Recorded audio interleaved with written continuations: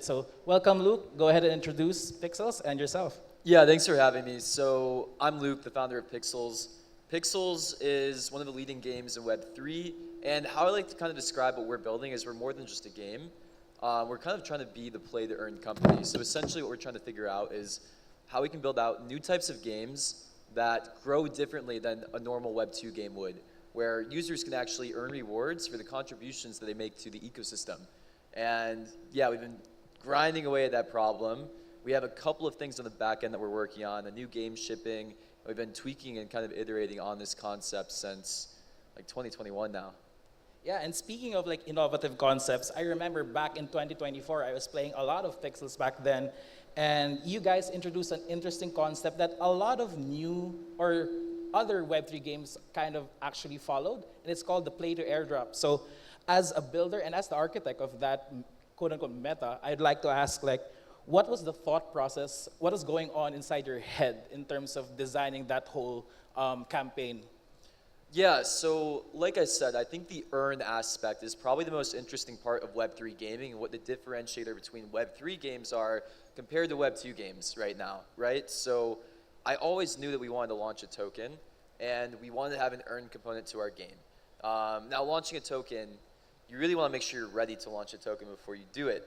And one of the things we want to do was kind of start to experiment with earn incentives before our token was actually live. So, we knew we wanted to do an airdrop. There were airdrops that had been done by protocols like Uniswap, like Ronin did an airdrop, right? But they were all retroactive airdrops previously, where they wouldn't really tell you that you were doing an airdrop, and they would reward users for like random metrics after a token was released, right? Like we knew we had an upcoming airdrop and we wanted to start experimenting with earn incentives inside of our ecosystem before the token was actually out. So we told people we were going to be doing an airdrop and we wanted people to compete and try to earn inside of our game before we had it live. And it was extremely effective. I think it worked as well as it possibly could have. So it achieved a lot of what we wanted to with that. I don't know if people remember, but back in like 2022, 2023 when we were running this, the Web3 gaming space was very, very different than it is now. There was not a lot of faith after the initial bear market came in Web3 games at all. And there was this really common narrative that Web3 gaming was completely dead and that there were no users inside of Web3 gaming. So our goal at that time was to just see if we can start to incentivize and bring back Web3 users into Web3 gaming in general. And then after token launch, the plan was to see if we can start to build sustainable models. But yeah, we really incentivized DAU and getting just people back into Web3 gaming, like have people have faith again that there was going to be Web3 games that could work. And yeah, it was really, really responded to well, especially here in the Philippines. Yeah, and we saw like a lot of other games really took what you built and really tried to implement it in their ecosystems as well. And as we know, our real economies are already tough to manage. Web2 game economies are tough to create. What more if you have like token incentives and crypto integrated in it? So I'd also like to ask essentially, when you try and create these game loops, what is the thought process behind it? Yeah, so a lot of what we're thinking about inside of Pixels and all of our games right now is, how do we add these earn components into the game while still making them like financially viable games as well too, right? So it's not just getting users inside of a game, it's also making sure that long term, the game will be able to support itself and also grow itself as well, right? So tokens are amazing because they can allow you to bootstrap an ecosystem at the beginning stages, right? Like Pixels, the airdrop went really well. People earned from it, especially in the Philippines. We came here last year and we heard all these amazing stories about what people did with their airdrop, right? They were able to pay for surgeries. They were able to pay for medical bills, like start businesses. That's amazing. Now, if we wanted to keep going in the long run, we need a system that can actually support itself in the long run as well too. And that's where the tweaking post airdrop has been a lot, right? How do we build a model where we can keep this going forever, even regardless of short-term market fluctuations, right? So a lot of the tweaking that we've been doing in the last year has been around the business fundamentals, which is not as fun to talk about sometimes. Because it's really fun to talk about earning. It's really fun to talk about all this flashy features that we might be building. But the core of what we need to solve is how do we actually build a model here where players can be rewarded for what they do inside of an ecosystem, where the game can still make money and support itself, and where we can grow the game as well. And that's kind of been the main focus. So it's not as straightforward or as easy as you would like to think. You would like to think, oh, just make a fun game and then all of it will fall in place. But the issue is when you start to add in tokens or real money incentives or earn mechanics into a game, everything gets a little convoluted and it gets a little bit more complicated to actually pull it all off. So the type of game that you make really matters. The mechanics that you use to do earnings in the game matters. How you monetize matters. And there's a whole bunch of different levers that we need to play with right now. So we've been taking an approach where, one, we have kind of an ecosystem of games now where we introduced kind of a decentralized publishing model where we can start to work with multiple types of games at once to experiment with token incentives, because we've found that the type of game changes how people use tokens, how you can earn inside of a game, and how players respond to different mechanics. Like, for example, we have a more risk-to-earn game inside the ecosystem right now called Pixel Dungeons. And that game, it's a little bit more straightforward in how it monetizes and uses tokens, right? You go into the game, you take a risk, maybe you earn. Pixels, the core game that we have right now that everyone really knows and loves, it was monetizing more like a free-to-play game, right? And we found different strategies work there better than others, right? Like when you monetize like a Web 2 game, if you have earnings involved, it doesn't feel as good to the user. Like, for example, Web 2 games are basically trying to extract as much as they can out of a user when it comes to monetization. But when you have real money on the line, those tactics just don't feel as good to a user, and they're not quite as effective either. So we've been tweaking that model a lot too. I think all these different types of games have a viable path to play to earn. Some are easier than others. And I think the real jackpot and like the real thing that we're trying to do is like make a game feel like a normal game, have a real money component to it, have the play to earn aspect to it, and still be able to grow it in a way that feels good to users and is sustainable. Yeah, and you mentioned a lot about tweaking, and I'm pretty sure from most of the builders' experience here, the community has a lot to do with, the feedback from the community has a lot to do with how you would tweak your ecosystem and stuff like that. So basically, I also wanted to ask in terms of how you as a builder would prioritize which features to focus on, to roll out and develop, essentially. Yeah, play to earn had some complications because obviously earning a lot inside of a game is very fun to a user, and most users in the short term will probably advocate for more earnings inside of a game when you first ship your game. However, you have business objectives you need to balance as well too. So you can't just give out earnings forever without any business plan or monetization as well. And that's been a lot of what we need to balance with community feedback. Now, I think Web3 gaming is actually in a really interesting spot right now where the people who are still in Web3 gaming, I think they kind of get that. Like, they know the games they love. If they want them to stay around, they need to do something that's like fair to both parties. And yeah, our community's been really great about that over the last like 6 to 7 months, to be honest. Like, people understand that we need to find a way to actually make this work. And the feedback's been super helpful. We've been releasing a bunch of different types of features inside of our core game to see what fits and works best. Like, the most recent mechanic that we added around like unions and sabotage has been quite effective, and that model has actually been really good for us too. It's like kind of a light risk to earn a model inside of core pixels, and that's probably where we'll start to end up long term. But there's also other things that we can do too that also introduce these mechanics. Yeah, that's great. And yeah, I'm pretty sure you're really, really focused on pixels, but then there are also other Web3 games out there, and you're also monitoring the market for essentially new, I'd say, metas that could possibly work. I just wanted to ask you as well, from a builder's perspective, have you seen anything in the current market that interests you? Yeah, so a lot of people keep asking me like, oh, what Web3 games are you looking at, and like where are you trying to get inspiration from right there? To be completely honest, I am looking way more at what's working inside of Web 2 right now than I am in Web 3. People don't know it. There's actually Web 2 play to earn companies that are actually kind of effective right now. Yes. And that's what we're taking more inspiration from, because we actually have a huge advantage being in Web 3 against these Web 2 play to earn companies, because we have tokens, because we have all the experience with live token ops. Like, one app that I've been looking at a lot lately is called Mistplay, and it's a play to earn platform.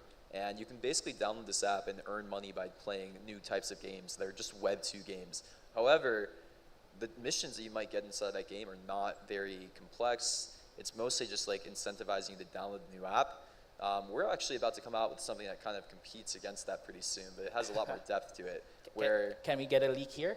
Yeah, you'll basically get like, we're coming out with a new app that you'll download, and it'll show you like a bunch of different missions you can do inside of our games first. So in Core Pixels and the new game that we're releasing around like pet care, and all the other games inside of our ecosystem, it'll give much more targeted and precise tasks in the games that you're already playing. So basically, instead of just like downloading an app and reaching level 10, that's just given out to everybody. It's like, we know that you do these mechanics more. We know that you like this kind of gameplay. We're going to incentivize you to go out and try this thing, try that thing, spend for your first time, all of this. And I'm really, really bullish and excited about it because we're seeing it work in Web 2, and we think we have an even better solution there just based on what we know about play to earn. I like how you mentioned that you look at Web 2 as an inspiration for the mechanics that you build, mainly because a lot of people think that blockchain created the economies in the games that we have now, that we see now. But in all honesty, it's already been existing even before blockchain became a thing, right? So essentially, I like that you pointed it out so that other people would also understand that it's been around for a long time, and it's also the tokenization of it allows for digital ownership and the trading of the assets, and that powers the whole ecosystem. Next, I'd like to basically ask, based on what you've seen in the current market, what do you think would be the next meta coming in? Do you have any predictions for it? Yeah, no, it's funny because I was really against paid user acquisition for a long time, but we've actually been experimenting a lot with paid user acquisition over the last 2 to 3 months, and we're seeing a lot of really interesting promise there, where I think long run, if a Web3 game wants to actually make it, they're going to have to experiment with a blended strategy of user acquisition where they go and do their normal Web3 tactics, play to earn, incentives for referrals, bottoms up growth, combined with traditional Web2 UA tactics also of just running paid ads. We've been running some experiments on like introducing play to earn concepts to a Web2 audience, and it's super powerful. Like our cost of acquisition when we do that on our paid ad experiments is really, really good. And it's actually pretty viable to be able to grow a Web3 game when we're doing this stuff as well too. Now the issue is you can't really talk about crypto when you're talking to a Web2 audience. And honestly, think about it. Do you really need to? Like, crypto should really be powering a lot of the back end, or at least making your app and experience better. If you're making people log in with a wallet, if you're making people understand, cryptocurrencies and markets and price fluctuations, all of this, it's going to turn them off. But you can give them the best parts of crypto without making them do that. Like, for example, crypto is amazing for instant cash outs, right? If you're building a play to earn game and you want people to earn quickly, crypto is the best way to do that in a really short amount of time. You don't need a KYC. You can get something into a wallet or even into like a Coinbase account instantly. If you want to go and earn in Web 2, you have to connect your bank account. It takes 1 to 3 days. You have to do bank account verification. It's crazy. So yeah, that's kind of our thesis here. Basically, vampire attack Web 2 at play to earn mechanics, make the crypto really make sense to these users, and only bring the best parts of crypto to them. In terms of vampire attacking Web 2, right? There's gonna be a lot of friction there. Have you seen any, or can you share any strategies on how to really talk to the Web 2 gamer and bring them on board to the Web 3 side of things? Yeah, so our strategy is we're basically not going to mention crypto to these users until they actually go to cash out their earnings. So they'll basically see anything that they earn inside of our game denominated in either US dollars or a point system. And then when they go to cash out, that'll be one option. They'll be able to cash out with crypto. We're also going to offer Web 2 cash out options like credit cards. But crypto actually is the better solution here. Great, great. And actually, I want to go back to a tweet that you sent, I think last November 12. I think this is a spicy one. I'll quote it right here. You mentioned that the only way to save crypto gaming is to not build for crypto gamers. Since we're already on that topic, right? I just want to let you expound on it. And yeah, basically, what did you mean by that tweet? Yeah, so when I say that, it's not a knock against any crypto gamer. We're here in the Philippines. We obviously love people who are on board in the Web3 gaming. But the thing is, the market's too small. So there's not enough Web3 gamers out there right now to actually build viable products inside of Web 2. And also, the Web 2 audience will really help support the Web 3 audience as well. So everybody here, they understand the value of being a Web 3 gamer. It's amazing, right? You can literally play a game and you have the chance to be rewarded for all the work that you would do to help the game. When you like a game and you're posting it on Twitter, making TikToks, all this kind of stuff, it helps the game and it helps grow the game. You should be rewarded for all the work that you're putting in to help the game grow.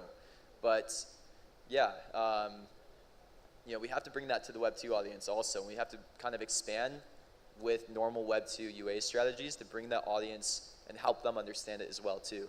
Okay, I think that's all the time we have left. So just to wrap things up, I know Pixels has a big community in the Philippines. So any last words from the founder himself to the Filipino Pixel community right here? Oh, like, you guys are the reason why we're still building. Like, last year when we came here in the Philippines, it was honestly life-changing. Hearing all the stories about how Play to Earn has changed lives, literally, it's the reason why we're still building, the reason why I'm so motivated to make this work. I want to make this work for the Philippine audience, to be completely honest. And this is the path that we have to take to do it, basically. We have to get a new Web 2 audience. We have to make sustainable systems. That way we can make Play to Earn work forever and not just have it be a short fad. Yeah, that's all we want. We want to make play to earn work. And that as an industry is what we need right now. So thank you so much, Luke, for those insightful messages to the community and to the whole industry as well. Thanks, everyone. Thank you, Enzo and Luke.